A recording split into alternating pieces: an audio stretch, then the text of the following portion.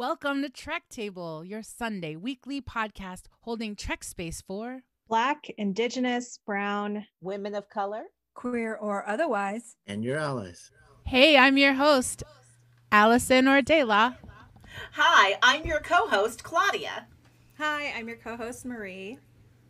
Hi, I'm your other co-host, Maya. Hi, and I'm your co-host and ally, Arthur.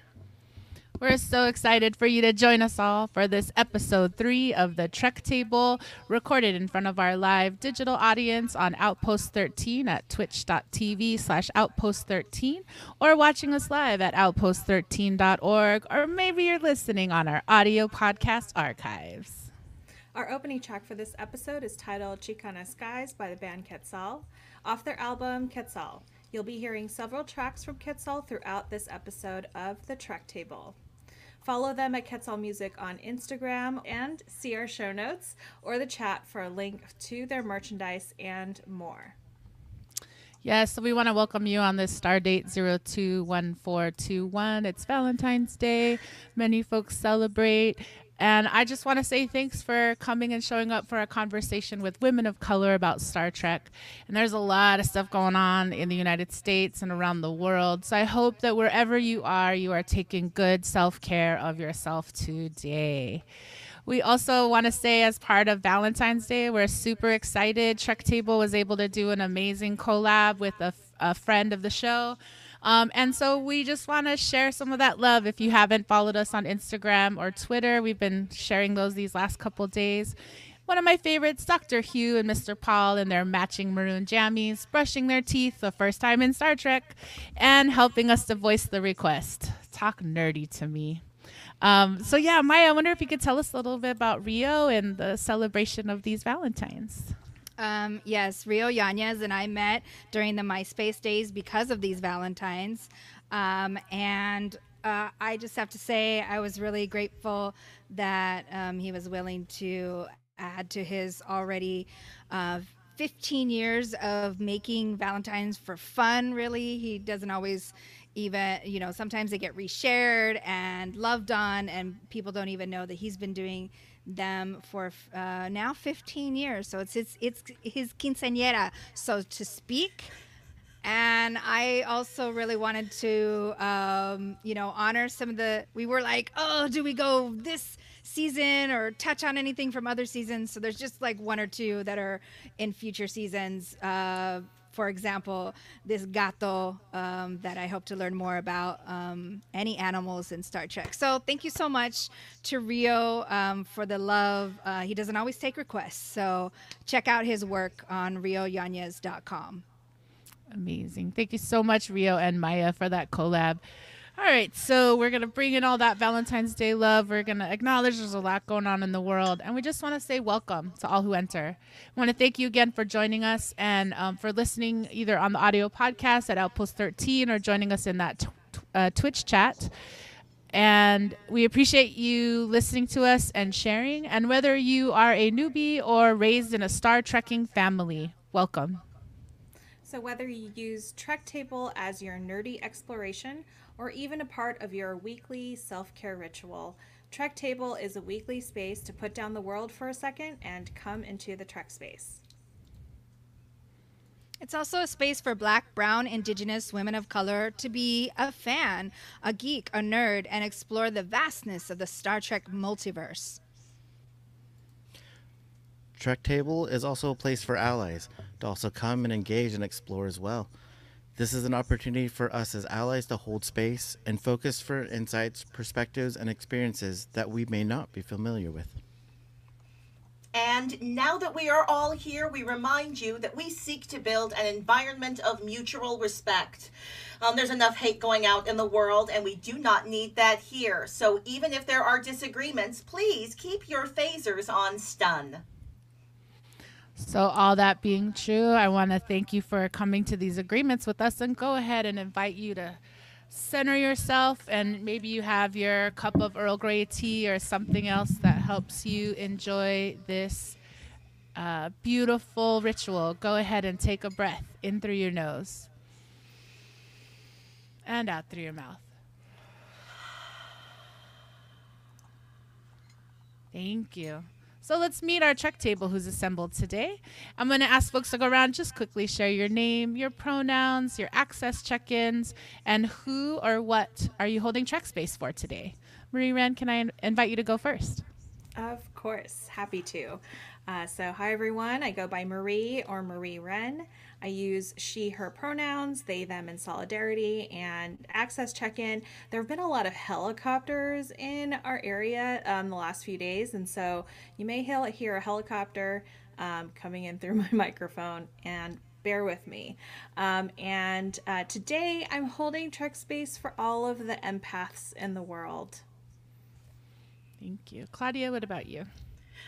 Claudia Alick, they, their, she, hers. You can use those interchangeably. And my access check-in is I have a muscle disorder, which means I sometimes pull a face. I'm never pulling a face at anything anyone's saying I'm pulling a face because my muscles are pulling me. I've got my my tea, Earl Grey, hot, and my heating pack. So I am here and all of my access needs are met. And I'm holding Trek space for those who feel they have to hold it all together. So for the captains and for the firsts. Mm-hmm. Thank you. Maya, what about you? I love that. Hi, everyone. I am Maya, and I go by she and her pronouns. And if you hear any growling or snoring, it's usually not coming from me. I have my coworker here and dog Chorizo, who likes to come in and check on me throughout the show. I am holding space, Trek space, for the friends and loved ones who are missing each other and not able to be physically in contact, but are trying to figure out ways to show each other that they are loved. Thank you. Arthur, how are you today? Hi, my name's Arthur. Gender pronouns are he and him. Little check-in today. A little frog in my throat, so going in and out of mute a little bit, and I hope I'm not going to cough into the mic for everyone. I'm holding Trek space today for crew members and in parallel for everyone else who's going through moments of change. There was a crew member this episode that said, "We're Starfleet. We're explorers. We're not warriors. We're not fighters." So I think in an interesting time we're in right now, things are changing, perspectives are changing, the world is changing, and just for all of us in that shift right now. And Dela, who or what are you holding space for today? Thank you. Hey, everybody. Dela, my pronouns are she, he, they, and Dela. And I will acknowledge I'm going to squirm in my chair a little, and I'm stretching, but happy to be present in my body today. I'm holding Trek space for Michael Burnham and the way in which we see Michael Burnham have to be accountable to her actions. We see a little bit of the start in this episode, and given what's happening currently in the United States and thoughts about accountability and the need for accountability, I'm really holding space for folks, for leaders who are strong enough to be accountable for what they do. So as we head into the musical break, we're holding a lot of different kind of Trek space here at the table. We want to invite our friends in the chat, maybe folks who are listening or watching along on Outpost 13 or listening in the audio podcast. What are you holding Trek space for, no matter when you're engaging with our show? So as we head into this musical break, think about that. Share those thoughts with us in the chat as you listen to 20 Pesos by Quetzal.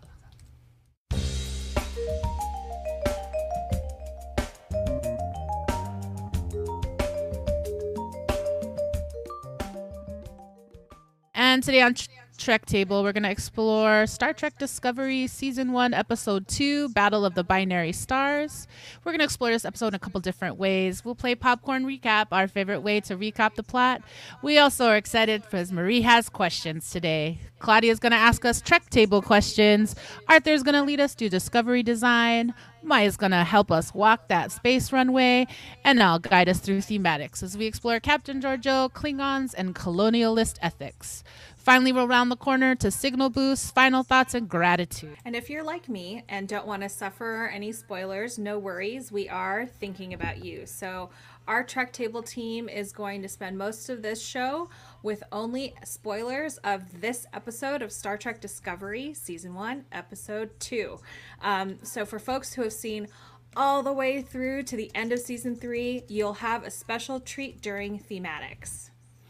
So when episode 1 and 2 are seen as the mini pilot movie, last week we talked about episode 1, and we found a lot of really, I think, interesting moments to open up and explore. And so today we get to connect that to what we all saw in episode 2. So we want to make sure to give that moment, and certainly in Thematix, we're going to pull all that mini movie moment together and assess 1 and 2 as we prep to go into episode 3.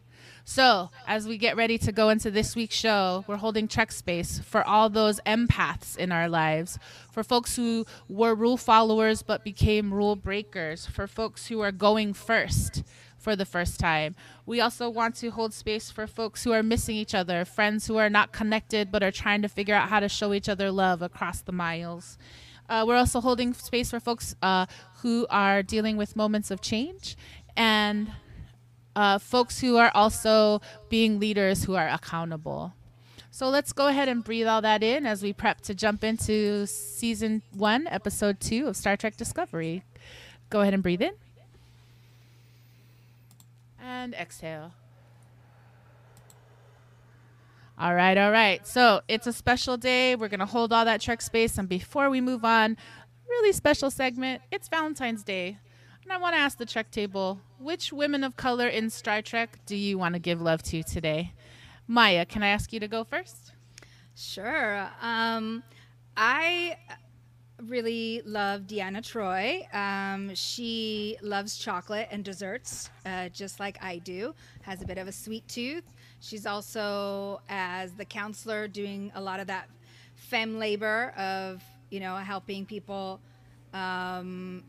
trying to figure out, what their feelings are and how their feelings are impacting others. So I honor people who do that kind of work and who often find themselves in between and really just trying to find resolutions and deal with your trauma. Okay. Thank you. Claudia, who among the women of color in Star Trek are you giving love to today? I got to give my love to the First Lady. Shout out to Nichelle Nichols, First Lady of People of Color in Star Trek, gave us our first interracial kiss. She was so inspiring. She inspired Martin Luther King. She was so inspired. She inspired Black women to go out into outer space. Nichelle Nichols, my girl Nichelle. Awesome. And Arthur, what about... Marie-Reine. So Nichelle Nichols, Marie-Reine, who are you going to give love to today? I'm going to give love to Guinan. So thank you so much, Dela, for reminding me the character name of Guinan. And, I love Whoopi. I actually just rewatched the Rodgers and Hammerstein Cinderella with Whoopi as the queen. And so I was like, Whoopi is all over my life this weekend, and I am not complaining. Awesome. Arthur, what's wrong? Arthur, what about you? Which women of color are you holding Trek space for? I just want to acknowledge to everybody listening, we have multiple windows open and I'm reading multiple things. So yes, Arthur. All the things going on. Thanks, Dela. I'm actually really just going to echo what Marie said. I try to think of something cool or witty, but I really love Guinan. I love that she was this almost omnipotent character on the show, and she was like, as a woman of color, was able to bring this reverence and this stability for Picard in TNG. That was amazing. Like, she got to tell captains what to do and influence so much, and I really love that, and I really love seeing a woman of color in that kind of position that didn't have to be authoritative or anything special, but she held such a special place for so many of us that watch TNG. Mm-hmm. Yes, and you all took many of the folks that I would say, and I would say that I'm gonna add a couple more names. I feel like I need to do contemporary shouts out to folks in Picard, like Commander O and Daj Soji. But I also really want to give love, because you've already said Nichelle Nichols and Guinan. I'm gonna take Patty Yasutake, who played Nurse Alyssa Ogawa on Star Trek Next Generation, and I'll just say, like, before Rosalind Chow, I think, got on the show as Keiko O'Brien, Nurse Ogawa was the only Asian American woman we saw. So just want to shout out to you, Patty. We met a couple of years ago in the context of American theater work here in LA, and I totally geeked out. And I just was like, 14 and like, oh my God, it's Nurse Ogawa. So yes, I want to give all the love. Friends in the chat, folks listening along, who is the first woman of color in Star Trek that you want to give love to? So I invite you to think about that. We're so excited about all of those names. We'll hold that up. We'll put that on our Instagram. And we're having some conversations even in the host chat about how do we determine race in the future and those kinds of questions. So lots of fun things. But I want to just close it there and just say my contribution, Claudia, is Nurse Ogawa. I love it. I just had a little moment right now being so excited about Nurse Ogawa. I loved that character. Sunday we'll go talk about Star Trek The Next Generation. Get into that. So now we're going to go into our Trek Table questions posed to Trek Table assembled here in our voice and video and those participating in twitch.tv/Outpost13 chat. Our first question is, what surprised you the most in this part 2 episode upon first viewing? So I'm challenging us to answer this as if it's the first time we saw it.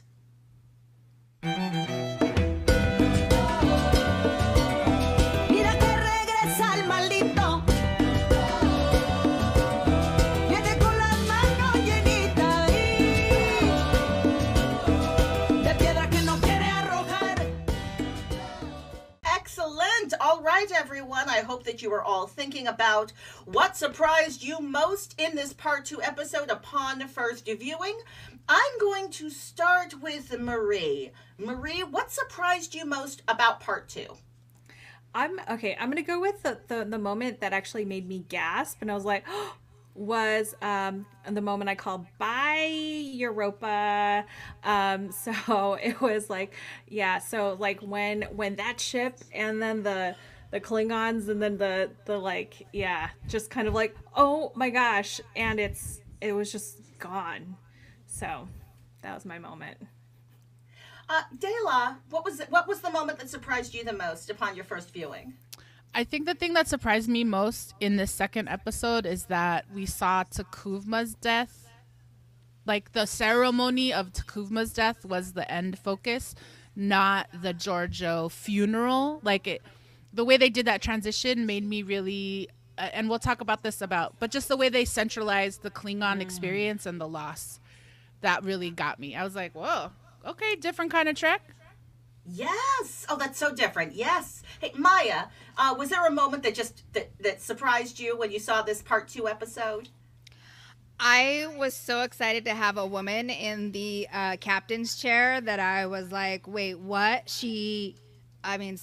If you haven't seen it or know by now that she dies, like, and Michelle Yeoh, I don't know. That surprised me. It hurts my heart every time I see it, and I've actually watched it 3 times now, and now I have feelings about how it went down in a different way than the first time I watched it. Arthur, how about you? What surprised you most upon first viewing of this episode? I think the one thing that kind of tripped me out was Michelle Yeoh not knowing how to fight. Don't say it was Michelle. It wasn't Michelle who didn't know how to fight. Come on. Don't blame the actress. I think that was the surprise part for me, because I'm like, yo, my girl Michelle was in Crouching Tiger, Hidden Dragon. Like, I know my girl can fight. Like, why? What was going? Oh man. I hear that. Captain Giorgio should have been able to fight. That was surprising. All right. Well, do we have anything else? Well, that was Trek Table question number 1. I was as shocked as everyone else when they murdered the captain. I was not expecting that. That was our Trek Table question number 1. Thank you.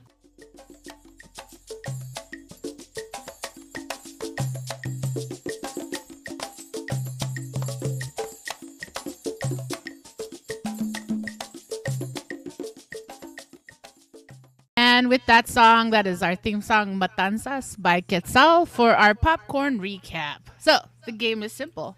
We have 2 minutes to share chunklets of plot from this week's episode. Marie, what's this episode? Yes, we will talk about Star Trek Discovery Season 1, Episode 2, Battle of the Binary Stars. Written by Gretchen J. Berg and Aaron Harberts, and directed by Adam Kane. And we hope Popcorn Recap is funny because Marie is a newbie, Arthur can't remember names, Claudia was raised in a trekking family, and I love the minutia. So we're going to see, can we really tell this story in 2 minutes? So Brandon, please set the timer for 2 minutes. Episode 1, in 2 minutes on the clock. Can we get it done? And let's go. Okay, so incoming transmission. Okay, so we start off with Burnham being hauled off to the brig because she's trying to save everyone, but in order to do that, she mutinied. Then Takuvma is talking to all the Klingons like via like some kind of I don't know, like holodeck Zoom, and is being like, "Hey, let me beat all of the other people. Come, let me be violent." And then Giorgio tries to offer up peace and make it happen, but Starfleet arrives and everybody, and they kind of judge Giorgio and the offering peace to the Klingons, but then another Klingon vessel uncloaks. And Anderson and his ship, they get hit, and then they decide to self-destruct, which destroys the other Klingon ship, and Starfleet retreats, and the Klingons start collecting their dead. And so then the crew of the Shenzhou decide, like, what can we do? We have to do something. We can't just retaliate. And so they see the Klingons collecting their dead and decide to sneak in a warhead, a torpedo warhead, onto one of the bodies that they're collecting, and it explodes one of the big ships. And then, oh, sorry, go ahead, Claudia. Go ahead. And then Burnham is stuck. She's like trapped, and she has to escape, and so she tricks the computer into saving her life. And then she like superhero flies into the corridor outside of the bridge, goes onto the bridge, and is able to convince Giorgio that they need to take Takuvma prisoner, and they go to the ready room. I mean, they go to the transporter room so they could go over and capture him. And then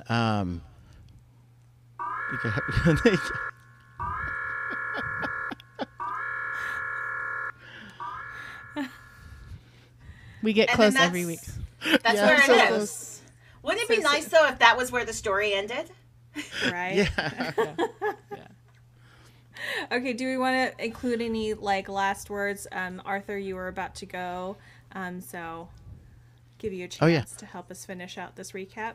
Yeah, so the small little away team boards the other ship, and then they overpower Vogue, and Giorgio attempts to capture Takuvma, and but is killed, and then Takuvma finally gets killed by Burnham too.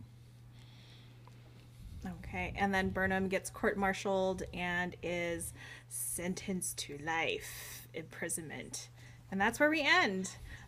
Great, wonderful. That's our time for today. So we went a little bit over, but we got closer to finishing on time. Thank you for joining us for Popcorn Recap. Awesome. And for a deep dive for any episode in Star Trek Discovery Season 1, we invite you to check out the weekly summaries that have been posted since 2017 at Women at Warp. So if you're careful of spoilers, you can check your search bar. But we want to give shouts out to Andy who did this week's summary. So yes, Women at Warp weekly summaries. Yay.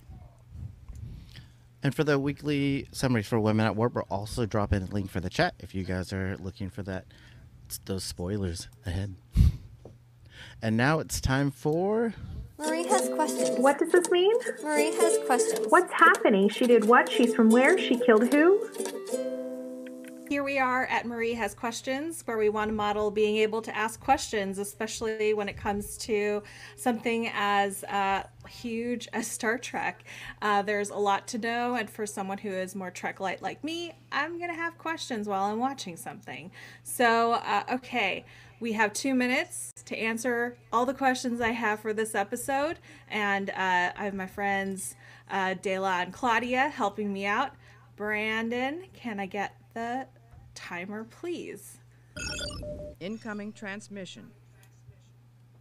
Okay, so the kind of like outcast albino Klingon at the beginning talks about the cloak of invisibility, and he's like kind of boasting about that. Is that something that is like new to the Klingons at this time? Yes. There is an entire history of how the Klingons invented their cloaking technology and then who's allowed to have cloaking technology. I'm going to be honest, it feels muddy. So your questions are shared by others who also share competency in the canon. Okay, awesome. Thank you. And then okay, so in that whole like kind of Klingon opening part, and they're like really trying to unify all the 24 houses. So I'm getting the impression that Klingon has no home planet, or they do have a home planet, they're just that segregated. They do have the home planet of Kronos, but it's spelled with a Q. I'll just say. I thought it was a KR, but it's a Q. But they're still warring on the planet. That's what I understand. At this point in their history. And that's why it's so big that they're like uniting now. Okay, so I'm going back to my question from last week. That is actually for this episode. So Burnham's in the brig, ship gets hit, and then there's no walls. But how is she still in the brig? How is that? Like force field. Okay. It's like a force field. Yeah. The ship does an auto shield around, like there's a scene later in the episode where part of the bridge is blown open and Captain Georgiou can see through the bridge, but there's a force shield that happens. Okay, so who or what is Kales? These like the Klingon Jesus? Okay. That's all my questions for today. So we ended with, I thought we weren't going to end on run time, but that's all my questions.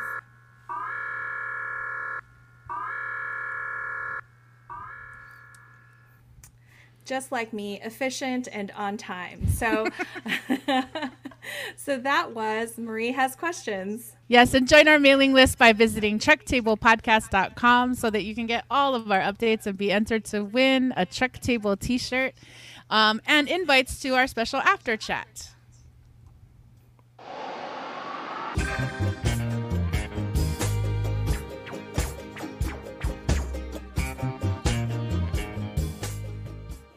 Hi everyone, welcome to Discovery Design, where we like to examine the elements of the world building and how it helps tell the story and create context for the narrative. So we're in our second part of the little mini movie. The Discovery production team has kind of doubled down on the whole like dark aesthetic and the tone. This episode gave us a lot of like epicness, a lot of like space battles. And it kind of got our team wondering too, like, is this how space works? It's just funny. There's always this spaciness and no one really follows the rules. Claudia, you mentioned some great reference too in our prep. Can you lead us into this new section? Sure, yeah. Well, you know, I loved the J.J. Abrams feel. Well, I don't know if I would say I would love the J.J. Abrams feel of the entire design, but I noted it. I noted a lot of the lens flares and the more metallic feel to the design. I'll also offer up the a moment that I had brought up earlier with the Europa being crashed into with the big giant Klingon ship. Like, is this how space work? Is that how ships crash together in space? Like, they're like slow moving and fast moving at the same time, and so things are giant, things are tiny. I don't get it. So is that how space works? I also had the same question around that magical moment where Burnham convinces the ship to save her life. Is that how physics work? Would it shoot her through in 6 seconds? They were so specific. Yeah, the special vacuum, and she can just like torpedo through. Mm-hmm. I was laughing too because when Marie and I were watching it, and that space battle happened and the crashing, we were also laughing because. It's a funny trope in Trek where every time, you know, everything, the bridges are always very clean, But when there's an explosion, we call them like space rocks. There's sparks and space rocks. And it's always this like brace for impact kind of thing. And then you get into that thing that Jonathan Frakes is able to teach the Discovery cast about how on Star Trek shows they teach each other on a scale of 1 to 10 how bad the battle is and how bad the shakes are. So you would hear brace for impact, and I've always wanted to hear behind the scenes where the director says, and you're at a level 5. So we're going to in-screen, all of us who are in-screen are going to move around at level 5 as a little extra bonus for the visual folks. And just to say for folks listening at home, imagine us shaking like we would be on the bridge of the Shenzhou. My console exploded. Sparks, space rocks. My hair burning. The smell of burning hair. Yes.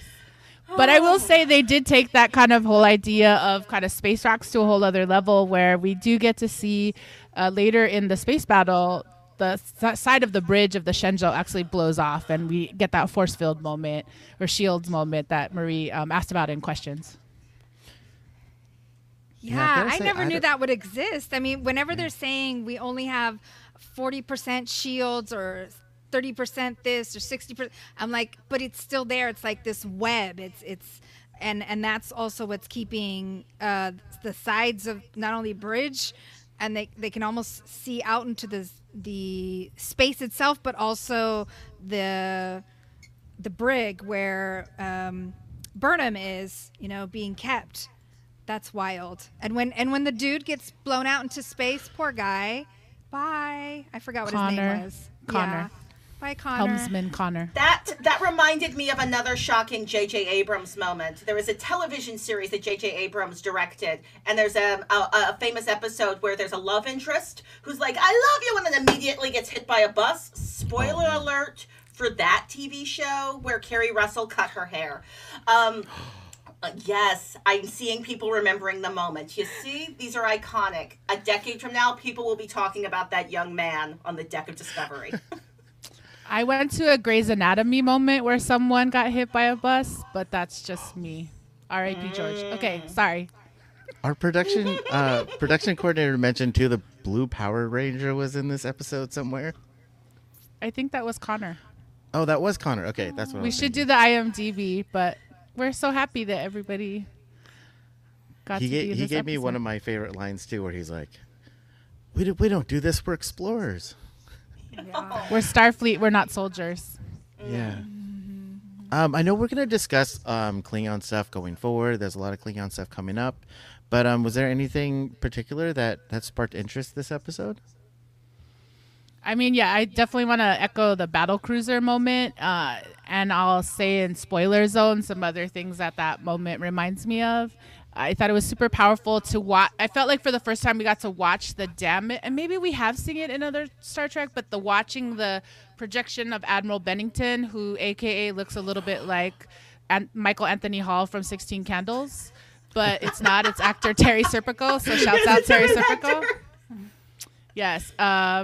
And then I guess in this context, Michelle Yeoh is Long Duck Dong, but kicking your ass. So, yeah, lots of language there. Anyways, so there was just something about watching Admiral Bennington be in the projection of the hologram, talking like to his actual ship crew, and then all of a sudden watching that footage go, like watching the crash happen both on the screen of the battle and then watching his hologram go away was a new intensity that I had not expected from Trek. It was legibly seeing their technology fail on them in real time, and it made you really feel the stakes. Yeah. Yeah. I had a question, but it wasn't about the Klingons, like, specifically, but it was about a moment on the Klingon ship. So at the this is all spoilers. Y'all have seen the episode. Why would you be here if you hadn't seen it? So it's the end of the episode, and Michael Burnham, she sees the phaser. She's trying to get to the phaser because she wants to save her captain's life. So she finally gets to the phaser. The phaser has a green light on it when she sees it. She picks it up. She goes to shoot Takuma. The light turns red. Here's my question. Did she turn it on? Was it a mistake? Or did she choose to be like, I'm going to murder you because you killed my captain? I see you making a face. Arthur, I need answers. I feel like, you know, just like Carnival Wilson in the chat was mentioning, I think she's mad that Giorgio didn't get in a couple more, you know, licks in there. So she's just like, this is, I don't know. She's already breaking rules from the very beginning. And they were trying to go in there. They were trying to not make him a martyr. And then she makes him a martyr. So I don't know. I mean, Burnham is on a journey for sure with this. But yeah, I don't know if it's because she wasn't able to turn on the phaser correctly. It's just all wild. It's just all like setting us up for some very deep emotions with this technology and the future. I'm gonna reference Han Solo shot first. I was so gonna go there too. Yes. Oh, get that. Sorry. Say it. Because I think Takuma definitely killed the captain first, and Burnham saw it and was like, "Oh hell no! Like no more stun, no more of that BS. Like you going down, Captain. Oh my Captain." I think that's where it was. Oh, I'm sorry. I get it now. So she was changing it from stun to kill. Exactly, because it had a green light, and that green light was going to be stunning, but that red light fully put a hole in his body.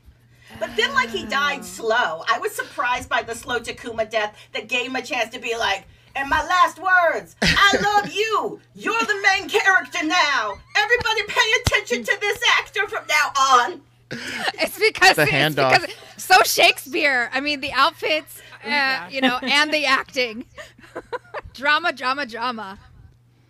Yeah, that's totally how I saw it. I saw it as intentional in that moment of like just rage. I mean, I can see myself going in with a plan to just capture and then be like, you did what now? And then just like like I know that Arthur knows this, but when I fight or when I argue, I just like see red, and it's just I can see that. 0 to 100. Cool. This was awesome. Actually, everyone in the chat's loving this too. So I want to lovingly acknowledge everyone's got some great comments. But we do want to segue my favorite section this episode, which is also very like designy, is Burnham gets the raddest moment in this episode, centering on a woman of color, busting her way out. She got her own solo highest stakes action scene, I think, too, and just getting her way out of that cell. Like, I just want to go around the room and see how you guys feel about this section. I would lovingly say, did she have an action segment, or was this action like logic in action? Because she had to convince the computer to do the ethic logic jump. So yeah, but I will say yes, and I do see nods to other sci-fi franchises that have tried to do something like that, shoot you out of one part of a ship to another ship. So I was excited to see it happen in our universe, and I was surprised about how it happened in our universe. I love the sexy logic of it. The way she just was like, yeah, but what if this? What if that? And I was like, I could watch you do this all day long. Just convincing computers of things. I agree. It was so cool to see her just like point and counterpoint with, you know, just to be able to counter with a computer, and then to finally get the computer to just go, okay, yeah, that follows our ethical protocols as an artificial intelligence. And so, yeah. I think one thing that kind of interested me too is because you do get the logic side, you do get the action part, but there's also an emotional heart too. And when she had that conversation with Sarek, and they had this moment back and forth of like, well, you don't normally praise me, and it's like, this isn't praise, you got to save yourself, you're like way too important. And I wanted to kind of speak about that too, because I loved how layered this section was. Like, she got to have an emotional connection, a logical connection, and an action connection, and it's like all wrapped up in something we never see a Trek person in like, you know, their own holding cell. I thought it was kind of fun. Yeah, and she's so smart, but she also has a lot of growing to do, you know, and so she's constantly looking for validation from these elders, but also I super appreciated that moment of like, well, Dad, you never like really, you encouraged my intellectual excellence and, you know, logic abilities, but you never like amped up my self-esteem. Yeah, I love that too. Well, actually, that's about all of our time. We wanted to wrap up Disco Design now, but I love sharing this section with y'all and digging deeper into all the fun little little bits and stuff.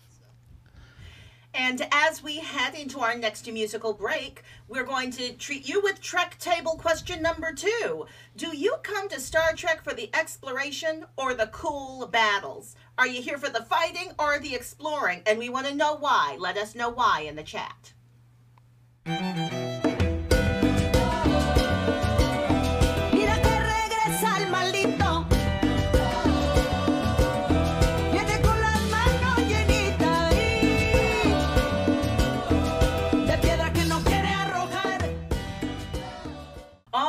So we are back, and the question for y'all was, do you come to Star Trek for the exploration or the cool battles, fighting or exploring? Why? I need some answers. Maya, exploring or fighting? I mean, exploring. I'm a lover, not a fighter. I mean, I like the intellectual battles for sure. You know, I think I like to laugh and say pew pew when things are happening like that, but I'm more there for the drama, for sure. Oh, I love it. Yes, here for the drama. Marie, how about you? Yeah, I'm going to have to say the same. Also the exploring, because of the diplomacy, because of the seeing people be adults, you know, seeing people kind of work out their issues or problems or conflicts, and usually without the battles and the fighting, you know, and so but I will say that as a kid, when my brother and sister and I would play Star Trek, we would always be in a battle. It was always a battle situation. So that was like probably the entry point, but now I'm really enjoying it for the exploring. I am so in love with the costumes and the creative aliens and stuff. So, I think I got a mixed answer. Cause I'm here for the exploration of outer space, the exploration of ideas, of those really like out there concepts like time travel, paradoxes and stuff. Which I guess sometimes do include some battles. Huh. How about you, Arthur? Oh, I'm all here for the exploration and diplomacy. Ever since I was like a little kid, I was like the little kid that wants to sit at the big kid table and the adult table and have adult conversations. And I love that I got to hang out with my dad and talk about all these like funny things about like why people talk about this and what, and like instead of choosing fighting. And yeah, I'm here. I'm totally here for the exploration and the diplomacy. All right, I'm hoping we get some answers from the audience. I'm so curious, because as we're chatting, I'm getting more and more into the battle scenes. I'm like, I actually might really be into the fighting. Who knew? Dayla, how about you? I will say, I think my answer is exploration, but it's very specific in terms of the cultural envoyness of it. I've always been drawn to the protocol part, which, knowing who I am, makes a lot of sense. And I think that's why Discovery caught me, from that opening moment in episode 1, it was a cultural envoy question to me of how will Starfleet be in this moment? Who is Starfleet now? Even though it's set in the timeline in a way that we already knew, for me, yeah, I'm about the cultural envoyness and the exploration and how to like take our diplomacy and do like engage people or engage species where they are. I love that. Hey, Arthur, is there anything from the chat? Does our audience have anything that they want to share? Oh, yeah.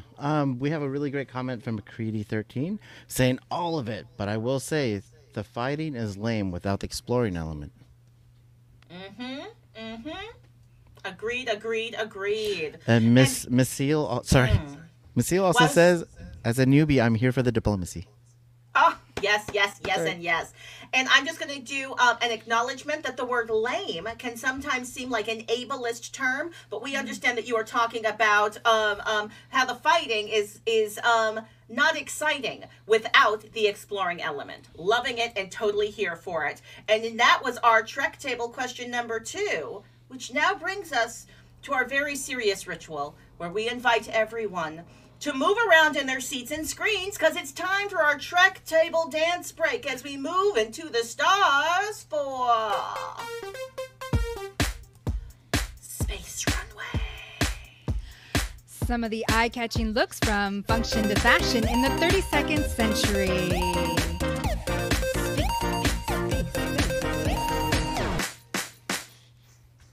Runway. Welcome to Space Runway. This week I have some Star Trek earrings that I got off of Etsy. I don't know if you can see them, but they are sparkly and plastic, and they also kind of look like anarchist symbols, so I'm okay with that.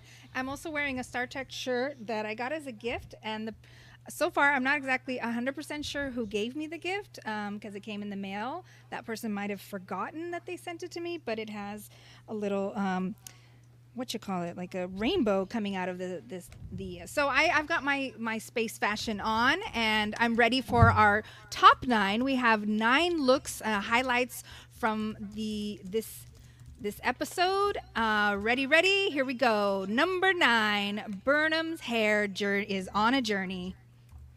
I'm so excited to be sharing this hair journey with you. From Vulcan bowl cut to side swept bangs, respect is earned, as are friendly bangs. Shout out for the hair and makeup, contemporary Michael and snarky teen Michael. They both have this short, straight hair, but they look totally different. The asymmetrical cut and the red dress and the white turtleneck, it's so cute. We're here for it. Number 8, low pony. Giorgio, our captain, has a low ponytail, and she takes command with those romantic tendrils as she quotes the art of war. She's seen a lot, but as controlled, but these soft waves in her hair remind us that ultimately Philippa chooses hope. Number 7, Calm's headband. Now, I was curious about this because this feels like it might be some disabled representation, but I'm not sure. This is Troy Januzzi. Yes, he has a name. He's got a backwards digital headband, hard drive, nods to future Trek tech, doing that face acting in the background along with the other background crew actors. We see you. Also, that green dude, we see you. And number 6, the Klingon Council arrives. We've got some fabulous blue, that holographic glow, along with those Pirates of the looking a lot like Pirates of the Caribbean ghosts. We've got House de Gore and those de pearls and the 3 strands of warrior grade pearls, almost like a glamorous face shield, in context to her full black body armor and golden accents that taper off just at the waist. Number 5, Klingons in red. She's dancing with me. I'm going to jump in for Arthur. We got Volk. He's looking like J-Lo in the cell. He got that red ornate armor offsetting his albino alabaster skin coloring. He is an outsider and no longer Takuma's torchbearer, a.k.a. number 1 hype man. Shout out to Arthur for that text. Yes. Number 4, space sneaker boots. If last week was just a little sneak peek of these white sneaker soles, this week Discovery gives us a whole lot more boot. This first glimpse is as Burnham awakes from her cartridge connection. She wakes up and we get this close-up of Burnham's black zipper boots with the multiple delta sides as she lays there across the floor. And then Captain Giorgio gives us a clear look with those boots and uniform together. So sporty on that bridge. Number 3, away mission vests. Captain Giorgio and Burnham suit up as the away team. What do those vests do? They definitely don't protect you from swords or getting your head squashed. And number 2, high collar though. Sarek introduces Captain Giorgio to his ward Michael Burnham in this high collar sparkle robe. The structure of those shoulders and the shapes he gives us are regal. Stepdad knows best. Or does he? And number 1, the red robe. We got so excited last week that we shared early, but it still stands. Michael Burnham arrives for her literal Vulcan hello, rocking the full bowl cut bangs because Vulcans go to the same barber. Yep. And her ensemble is a rich red robe with a cape. I love capes. The front of the robe is almost like the logical opposite of cleavage, as the vest completes in a triangle detail and pops against a white long sleeve mock turtleneck because Star Trek loves a good mock turtleneck. And this is the first time we see a convo in the hallway. We love Starfleet convos in the hallways. Yes, yes. And before we jump out of this section, we want to say if you're having a great time, make sure to sign up and visit us at trektablepodcast.com so you can get all of our updates. We're going to start sharing some of these Space Runway segments and other things. So join us, enter to win a Trek Table t-shirt, and invites to our after chat. And that's it for Space Runway this week. Fashion, form, and function in the future.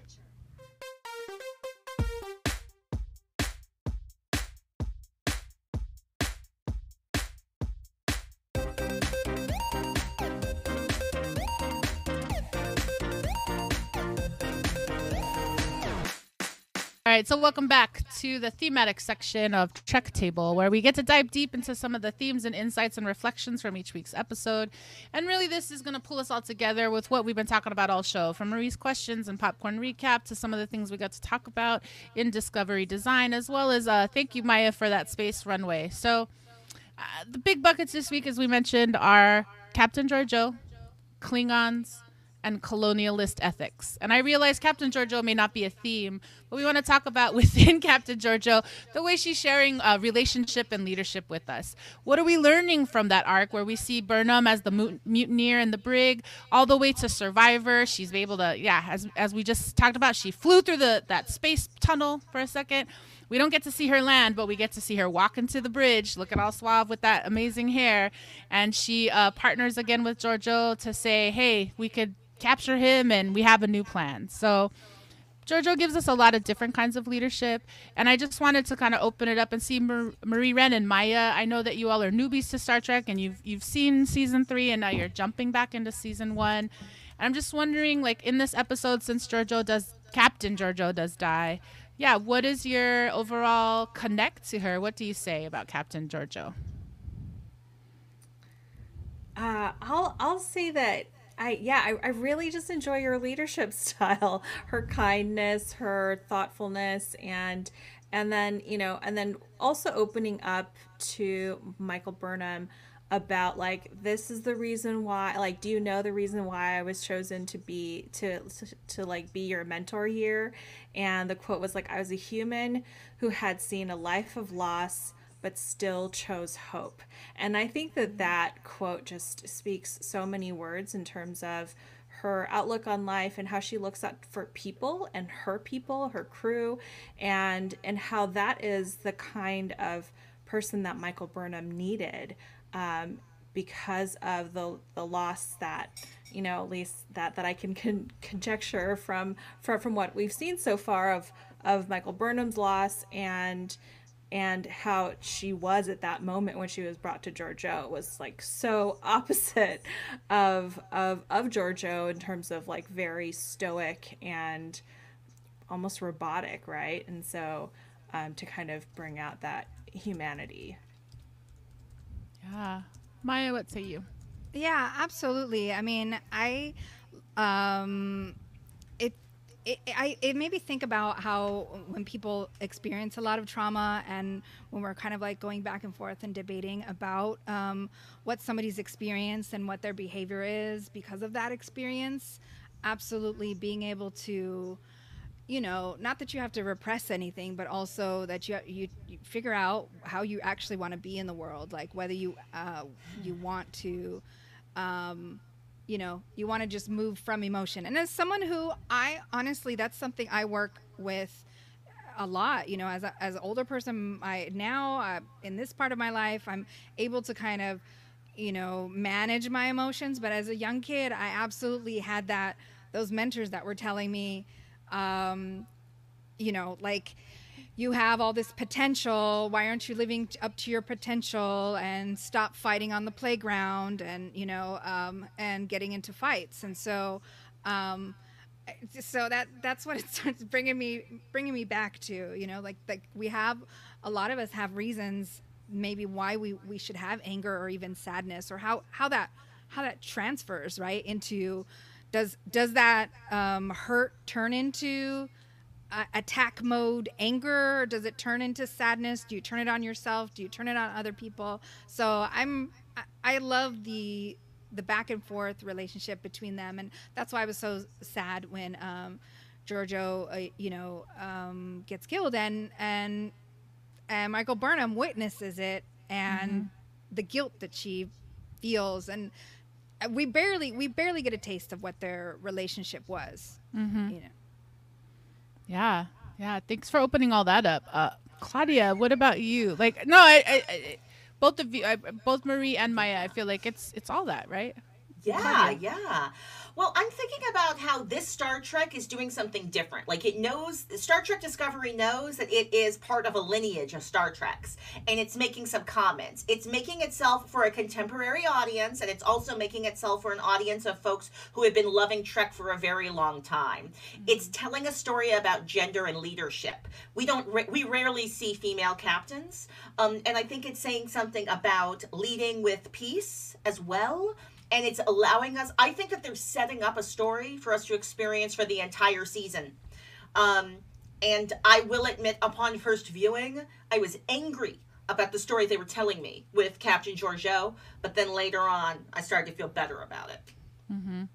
And I echo that too. And I think one of the things that's interesting about this arc is, and I feel like there's been some critique about they were too goody two shoes. It was kind of the utopian bridge. And part of me had a moment in watching that crew underneath Captain Giorgio.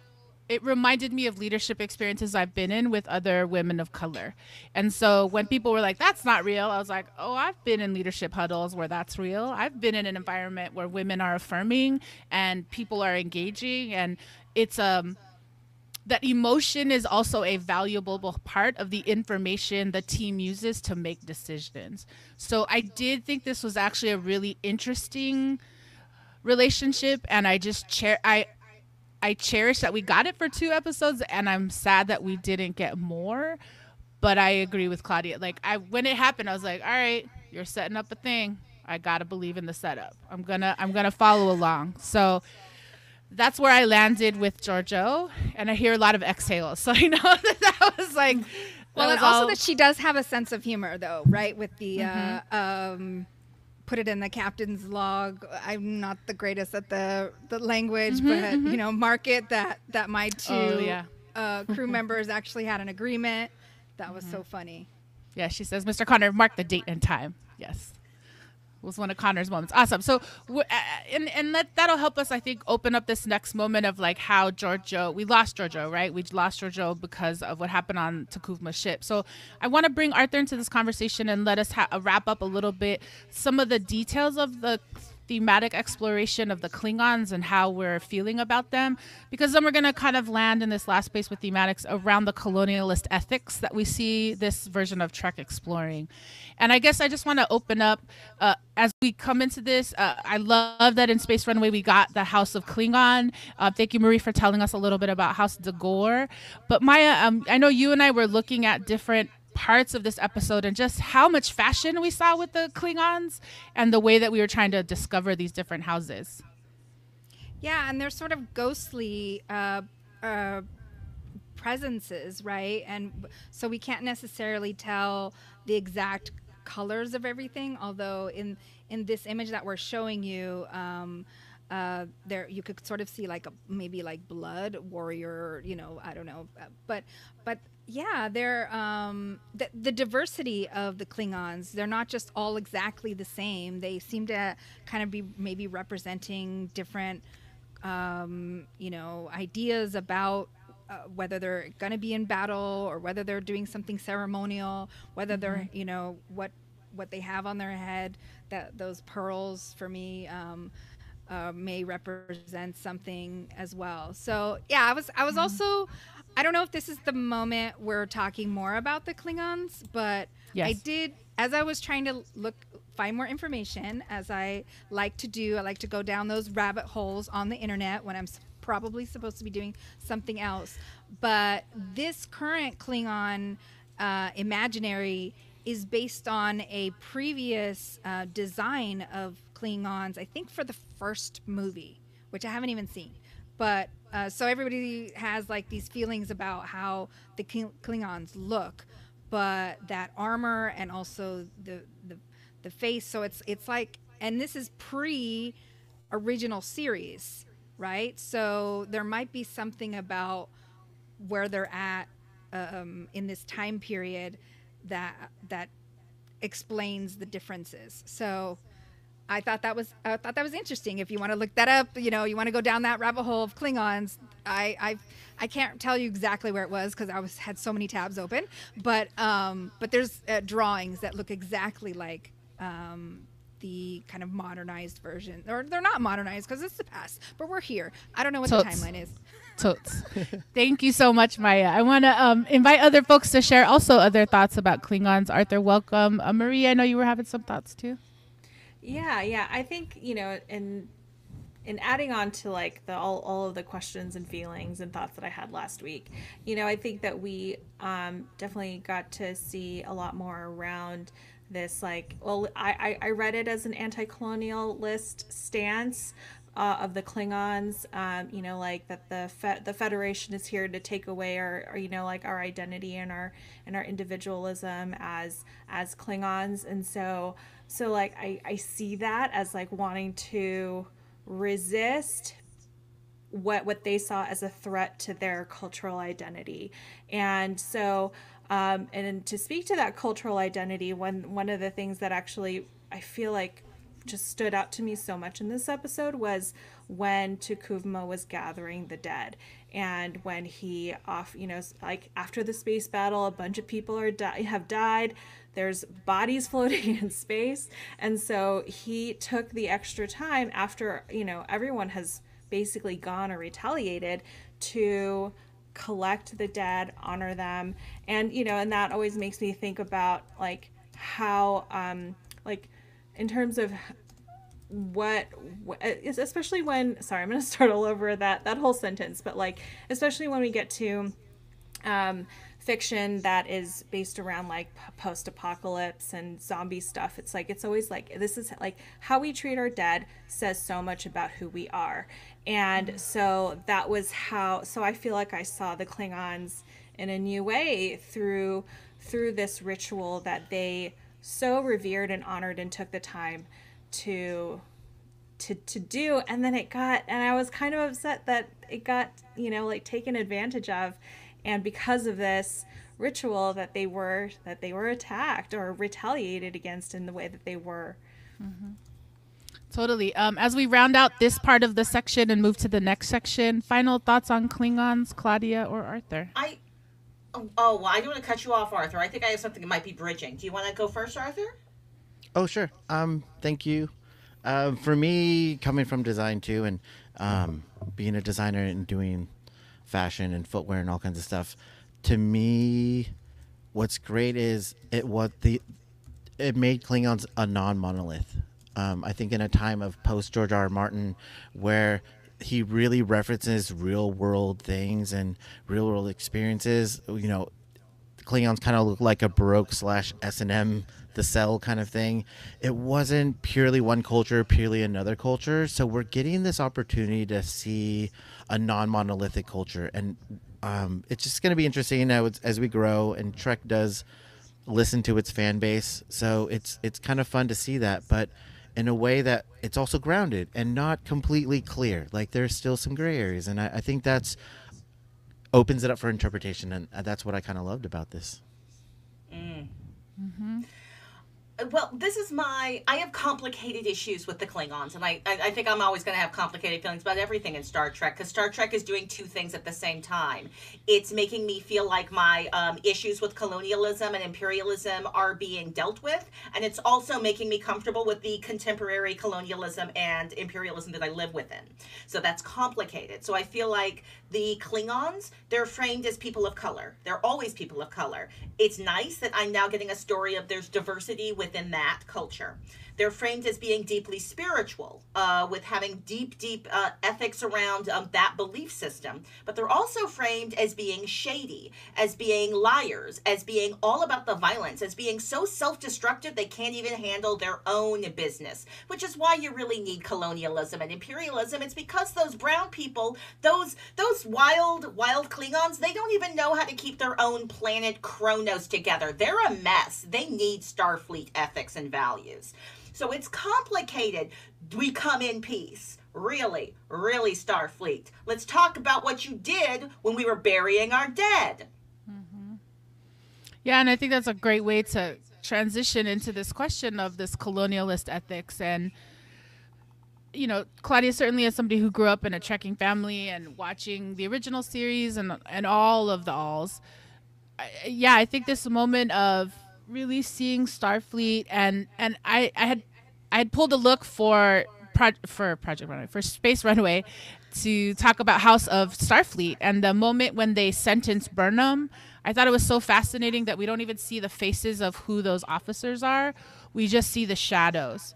So I think that this Trek is asking us to explore the shadows of Starfleet. And yes, so Marie, you brought up that we got the bomb on the body, and then just like that side moment of Saru and who Saru is, and that he came up with the deviousness.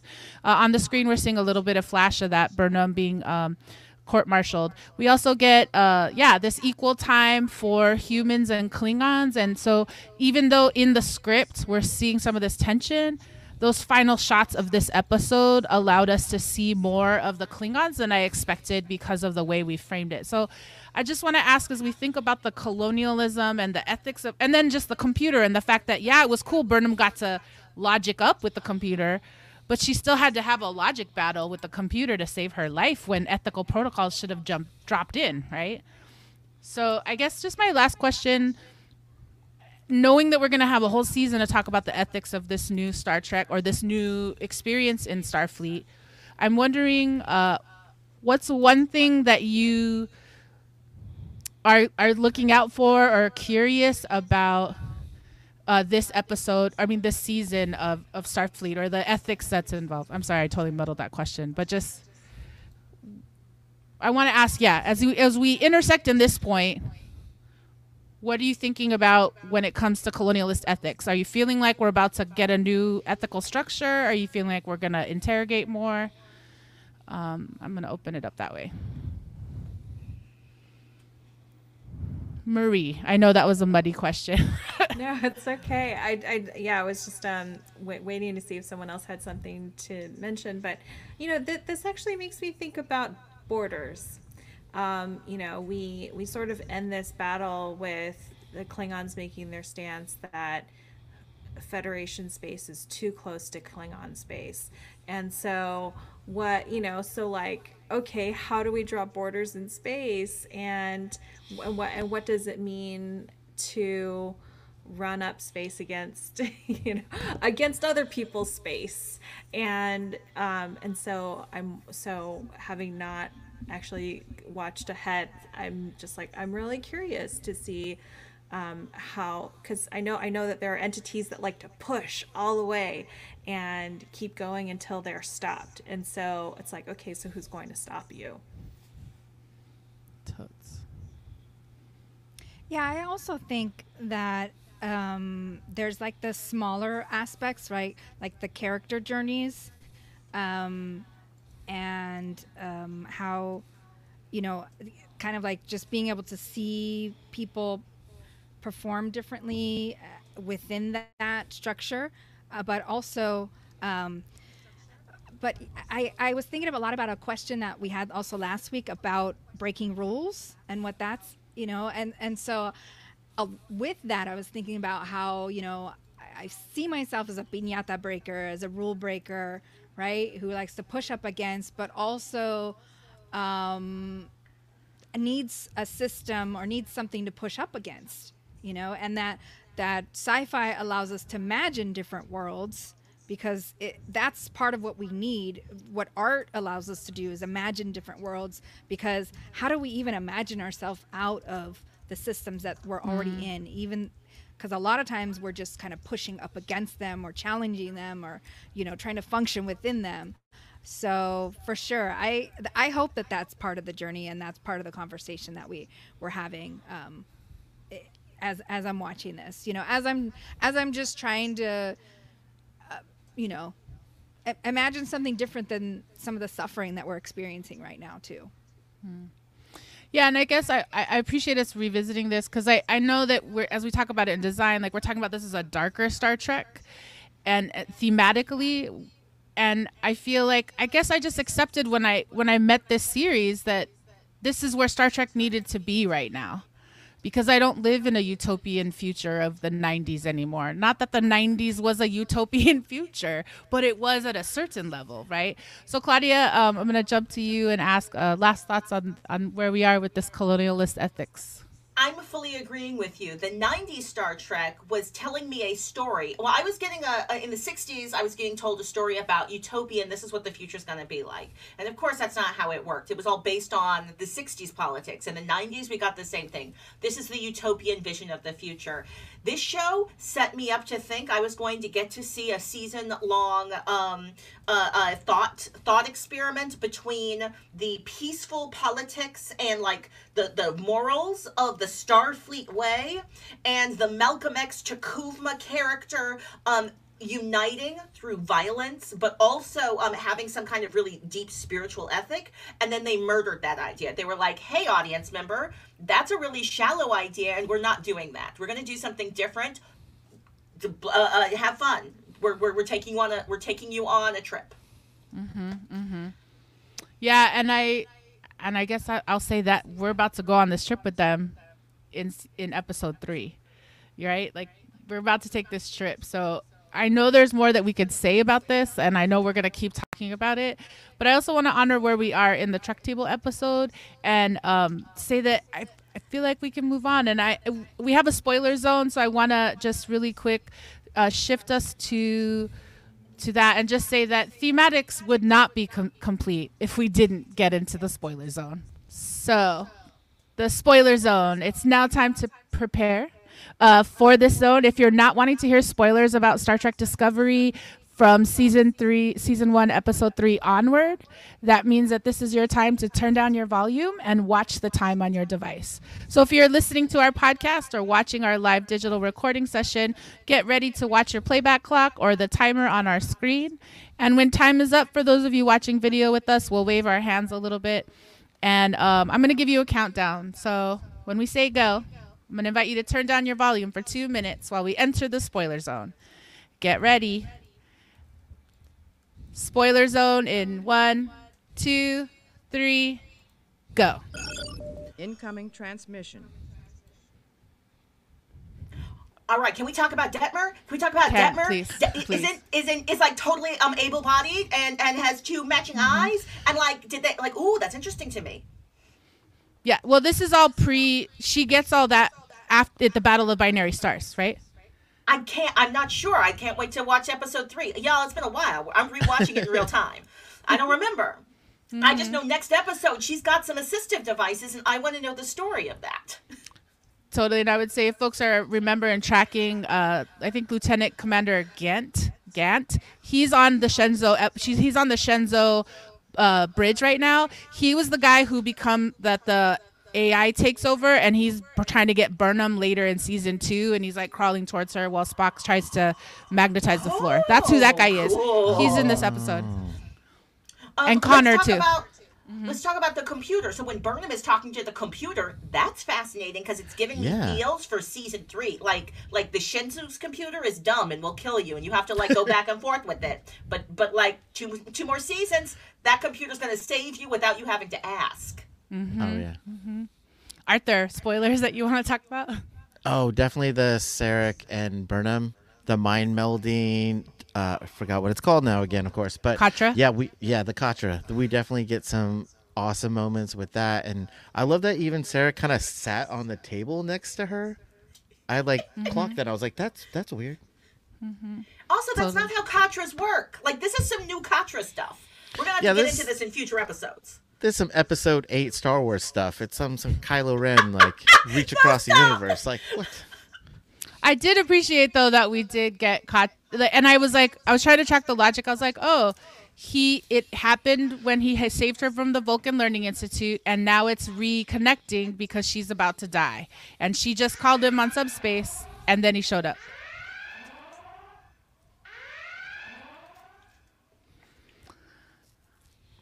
I love the spoiler zone. All right, so we are back. Yay to everybody watching. Big hands moving around on the screen. So we want to say thank you to everybody for joining us for Spoiler Zone. Marie and Maya and listeners, welcome back. We're glad to maintain your spoiler-free zone. And those are all of our thoughts on Thematix for Star Trek Discovery Season 1, Episode 2. And as we head into our final Trek Table Question 3, we'll hear a little bit of the track Hollenbeck Gonzo by the band Quetzal as we ponder this. What do you like or dislike about the Klingons? You know what? Let's hear both. Tell us both. What do you dislike and like about the Klingons?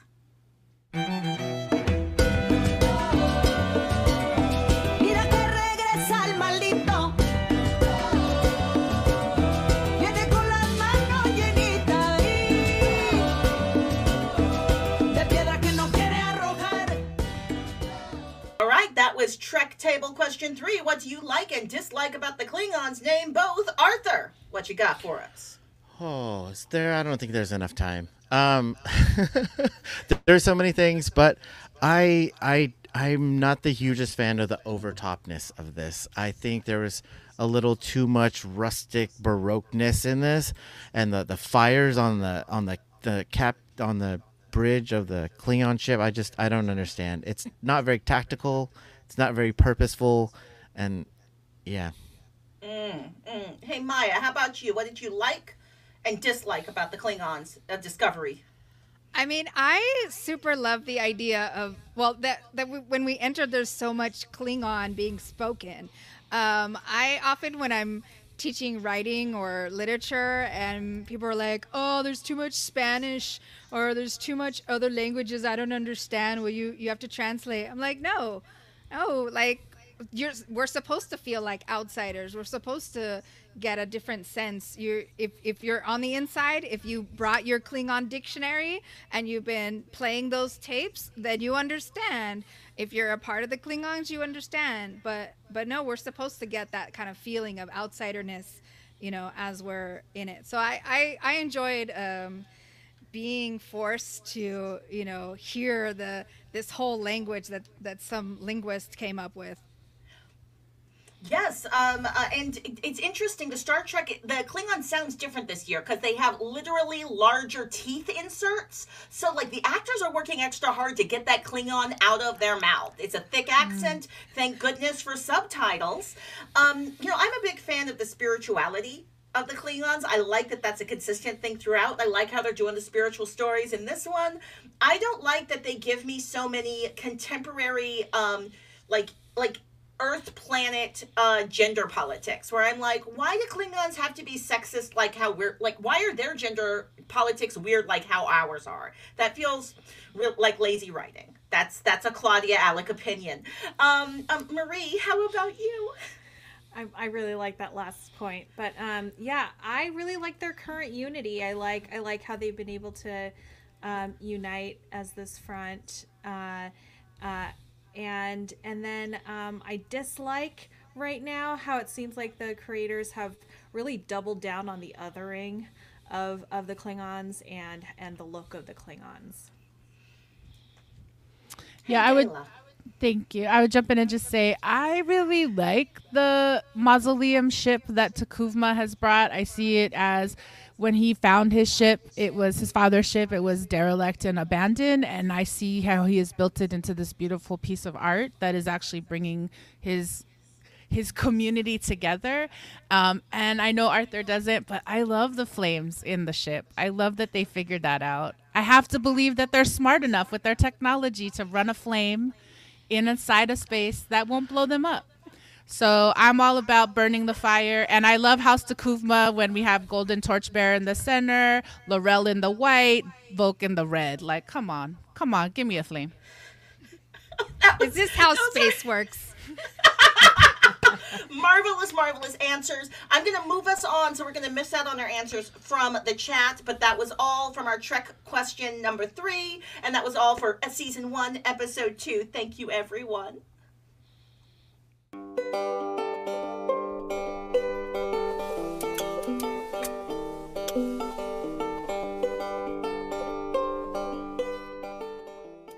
And with Dreamers and Schemers from Quetzal off their album Imaginaries, we're jumping into Signal Boost. It's that time of our show where we strive to hold space for Black, Indigenous, Brown, women of color, and we want to amplify their resources and highlight the work of these women of color content creators, community builders, and world shapers. So as we celebrate Valentine's Day today, I just want to say we want to show love to some of our favorite women of color who are Star Trek content creators. Shouts out to Melina Pendulum. She doesn't necessarily do Star Trek, but she does cool cultural reflections on lots of pop culture. She's on YouTube. We also want to give love to the GameSpot Universe folks. Thank you to Chastity, and I think Thomas is also doing that with her. Also want to say thanks to the Black Alert podcast at Black Alert Pod, Infinite Diversity, Ebony Teach. Infinite Diversity is at IDIC Podcast. Ebony Teach is at EB Watches Trek. Always want to shout out Kennedy Allen at That Mikey Chick, Eliza Pearl, Ebony Adams, Sarah Guilde, Tawny Newsome, and of course Kendra James and Angelica, Jade, Bastién, folks who've been writing, creating, and making. If you have a woman of color content creator that you want us to amplify, please let us know in our chat. Send us a tweet, send us an Instagram, because we want to keep showing love to the women who are already doing this work. Trek Table is entering the Star Trek fandom to help supplement and grow what's out there, not to take anybody's place. Much love to all those creators. Marie. We also want to amplify Makita Wilbur, Makita Swinomish, and Tulalip, and Adrienne Keene, who's Cherokee, and their To All Relations podcast.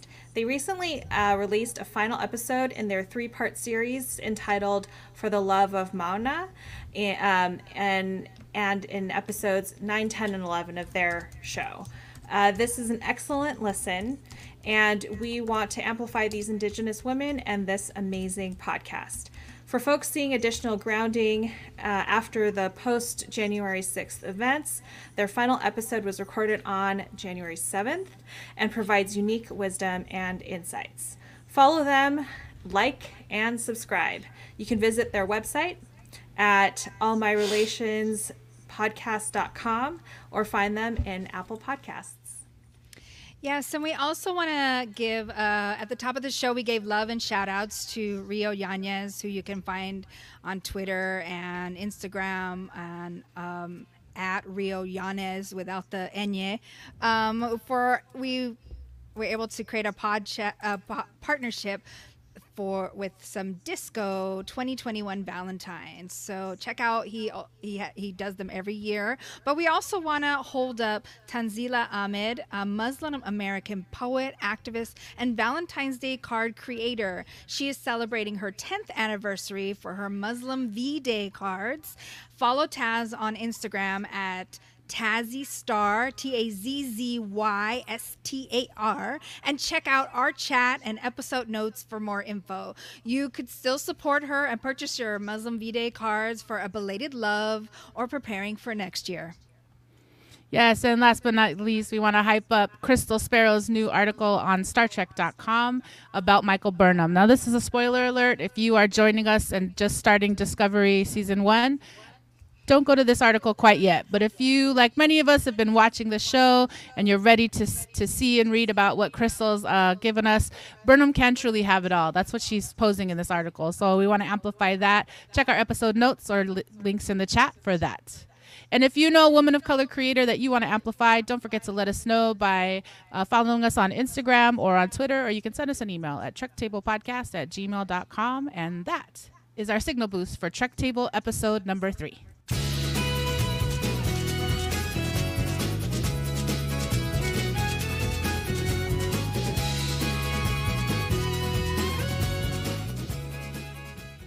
Thank you all so much for joining us for our 3rd episode of Trek Table. And in case, and as is the case at the end of every show each week, we share our final thoughts. So I'm going to invite everybody to go around really quick and share a final thought. Arthur, as our ally, can I invite you to go first? Yeah. Thanks. I'm really happy to see that Trek is giving a woman of color the center stage. This and also gave her like one of the best, most layered action scenes I've ever seen in pretty much any kind of sci-fi epic. And I really appreciate hearing the all the discussions like as and that this show and Discovery is so centered on a Biwalk perspective, and getting to be a fly on the wall. It's an interesting discussion, and I'm so interested because for me, Trek is all about including everyone. And I don't get to hear these voices all the time, and for me, this is a very special experience. So I want to appreciate everybody at the table too for allowing me to be here. Maya, can I invite you to it? I just think the actual show itself is so pretty, and I think in comparison to what I have seen in the past from the first series, it was a little bit more campy, probably because they didn't, I've been learning from you all that maybe they didn't have the money for all that extra. I think it takes a year each season for them to put in all of the extra fancy stuff, and so there's that. I'm interested in the characters, of course. I know this is a spoiler, but I mean, honestly, what drew me into this is somebody told me that there's gay love and that Wilson Cruz is on the show. So I'm just going to say that for now. So it's all of the love to everything that we've been talking about, but I'm interested to see what they do with all the characters. Marie, can I invite you to it? Yeah, sure thing. I'm reflecting on, I forgot to ask in my Marie Has Questions, why does everyone consider the Andorians like filthy and dirty? But we can talk about that another time. And then two, but really in terms of real final thoughts on this episode, I think as like a 2-part movie pilot, I'm in, I'm intrigued. I'm interested to see where this is going. And so, and I'm like, well, who's going to be on the Discovery, who from this crew, and how does Burnham get out of this imprisonment with the court martial? Like that's a life sentence, y'all. So those are my final thoughts. Indeed. Claudia, what say you? It's a life sentence, yo. Yes. Well, Star Trek is utopian, and it's also recuperative, and it's a commercial product. It's doing a thing to me and with me. And I'd like to think that the exercise we're doing is what transforms it into a liberatory discourse and makes this nerdy thing I love and invest so much time in not antithetical to my social justice practice. So thanks for having me here. Awesome. And I will just share my final thought. I'm just really excited to see where we go. I'm super sad to say goodbye to Captain Georgiou. I have deeply appreciated her, and I will just say that arc of she starts this episode with her gun drawn on Burnham. And then over the course of this episode, I think that scene where they finally are alone in the ready room and Georgiou turns to Burnham and is like, how could you do this? And so just watch the work that they did as actors to give me a sense that there was a history there was super powerful. And to just see the way that relationship shifted. And I wonder, I know this is part of the inciting incident for Burnham, but I just wonder what would have happened if Captain Georgiou had not died, and where would Burnham be, and would the mutiny that started the war be somehow canceled out by a successful Takuvma capture. So that's a fun little side tangent that I don't even need, because I'm super excited to see who we meet on the actual ship Discovery next week.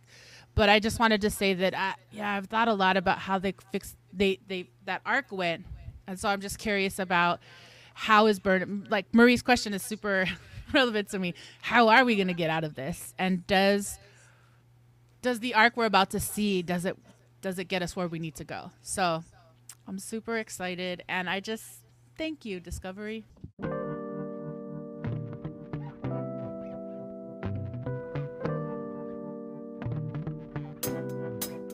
And thank you all for joining us for Trek Table today. Don't forget to sign up for our mailing list at trektablepodcast.com, and we'll enter you into an opportunity to win a Trek Table t-shirt, and this opportunity will close at the end of February. And like our show and want to support us, then you can become a Patreon member for exclusive content, merchandise, and behind-the-scenes Trek Table convos. And I'd just like to say hello to Luce and Tom, who are listening in from Mexico and taught me that you can listen, that in other countries that you can watch Discovery on Netflix. Dela, is this it? Is this our show? Where will it be archived? The show's going to be archived on trektablepodcast.com, and we are about to drop in your podcast spots. I know we've been saying it for a few weeks, but we had to get through the mini movie that was the first few episodes of Trek Table so that we could launch fully. So follow us on trektablepodcast.com, and we will give you all the details. Also, please like and subscribe us on your Instagram and your Facebook at Trek Table, and on Twitter at TrekTable1. Join our conversations there, and please comment using hashtags, #TrekTable, #BIBWOCTrek, and #Star Trek Discovery. We just want to share thanks and gratitude to Marie-Reine, Claudia, Maya, and Arthur, our co-hosts today. And we want to just honor that we've been holding Trek Space for all the empaths. We've been holding Trek Space for folks who are like the captain, who usually go first. We want to hold Trek Space for friends who are missing and far away, who are trying to find ways to connect to them, and crew members in a moment of change, and leaders who are trying to be accountable. We also had some folks in the chat say that they wanted to honor the different species and how folks are dealing with their dead. So we want to thank you so much for joining us as we held this space.